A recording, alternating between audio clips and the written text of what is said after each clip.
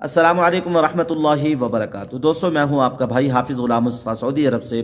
जो लोग हज 2025 के अंदर आ रहे हैं, अल्लाह ताला उनके हज को कबूल करे और उनके हज के सफ़र को अल्लाह ताला आसान फरमाए और वो खैरियत से आए और खैरियत से यहाँ से अपने घरों की तरफ लौटें। पहली चीज़ दोस्तों, बहुत सारे लोग हज पर आते ही बीमार हो जाते हैं, बुखार हो जाता है।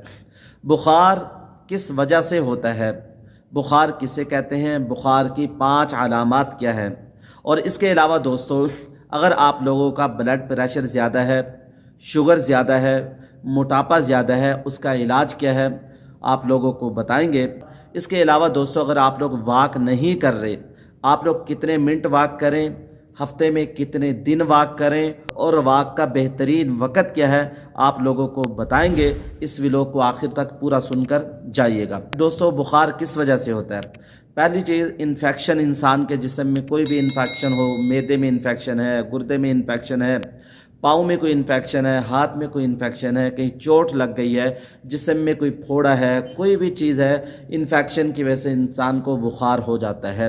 तो लिहाजा आप लोगों ने हज के सफ़र के अंदर आप लोगों को गिरने से, चोट से, हर चीज़ से बचाना है। बुखार किसे कहते हैं? नॉर्मल दर्जा हरारत से दर्जा हरारत का आगे बढ़ना, इसे बुखार कहते हैं। 98.6 डिग्री से आगे बढ़ जाता है तो इंसान को बुखार हो जाता है। बुखार की 5 अलामात बताई जाती हैं। उनमें पहली अलामत सर का दर्द है। इंसान सर पकड़ कर बैठ जाता है, सर में शदीद दर्द का पड़ जाना, ये बुखार की पहली अलामत है। बुखार की दूसरी अलामत भूख की कमी। खाना खाए हुए 24 घंटे गुजर गए, 2 दिन गुजर गए, भूख ही नहीं लग रही, ये बुखार की दूसरी अलामत है। बुखार की तीसरी अलामत, कोई चीज़ खाते हैं तो मतली आ जाती है, कै आ जाती है, ये बुखार की तीसरी अलामत है। बुखार की चौथी अलामत सर्दी लगना। गर्मियों में भी बहुत ज़्यादा सर्दी लग रही है, कंबल लेने के बावजूद भी सर्दी लग रही है, घबराहट हो रही है, ये बुखार की चौथी अलामत है। पाँचवीं, कमज़ोरी का हो जाना। कमज़ोरी बहुत ज़्यादा हो गई, वीकनेस हो गई है और बेख्वाबी है, नींद आ नहीं रही, ये बुखार की 5 अलामात हैं। दोस्तों, अगर आप लोगों का ब्लड प्रेशर ज़्यादा है, शुगर ज़्यादा है, मोटापा ज़्यादा है और आप लोग हज के सफ़र पे आ रहे हैं, आप लोगों ने ये कैप्सूल ज़रूर लेना है। लोग आप लोगों को मेडिसिन बताएंगे, ये मेडिसिन ले जाओ, ये ले जाओ।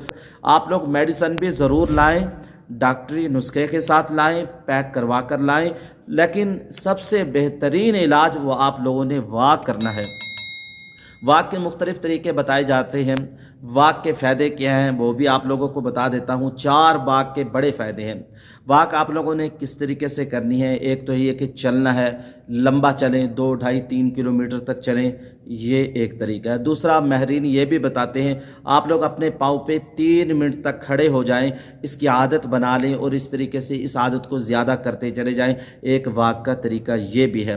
वॉक के बड़े 4 फ़ायदे ये हैं, आप लोगों का ब्लड प्रेशर कंट्रोल में हो जाएगा। वॉक करने से आप लोगों का ब्लड प्रेशर वो मुतदल हो जाएगा, नॉर्मल हो जाएगा। वॉक का दूसरा फ़ायदा, आप लोगों का वज़न कम हो जाएगा।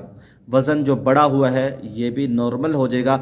ज़्यादा वज़न का होना भी इंसान की सेहत के लिए नुकसानदेह है।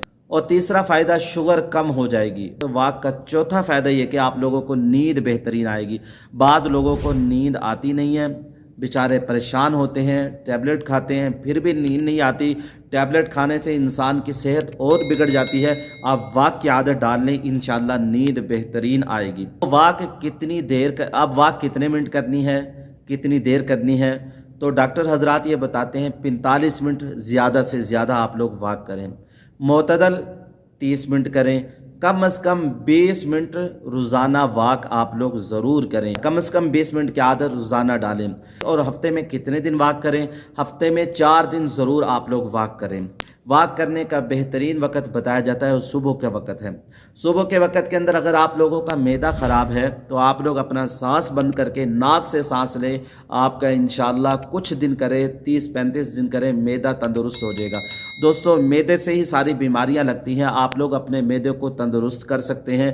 कम खा कर भी आप लोगों का मैदा درست ہو جائے گا۔ جتنا کم کھانے کی عادت بنائیں گے آپ لوگ صحت مند ہوتے چلے جائیں گے۔ واک کا بہترین وقت صبح کا وقت ہے، اور اس کے علاوہ بھی رات کو بھی کر سکتے ہیں۔ جب آپ لوگوں کو ٹائم ملے اس وقت واک کو آپ لوگ ضرور کریں۔ دوستو ہم نے یہاں دیکھا ہے جو لوگ دیہات کے ہوتے ہیں، جن کو کام کرنے کی عادت ہوتی ہے، وہ یہاں آ کے بیمار نہیں پڑتے، صحت مند رہتے ہیں، کیونکہ ان کو کام کرنے کی عادت ہوتی ہے۔ جن کو کام کرنے کی عادت نہیں ہوتی، کھایا بیٹھ کے سو گئے، واک نہیں کی، وہ یہاں آ کر بھی سوئے رہتے ہیں۔ آپ لوگوں نے واک کرنے کی عادت ضرور ڈالنی ہے۔ دوستو اپنی رائے کا کمنٹس باکس کے اندر ضرور اظہار کیجئے گا۔ میں ہوں آپ کا بھائی حافظ غلام مصطفیٰ سعودی عرب سے۔ السلام علیکم ورحمۃ اللہ وبرکاتہ۔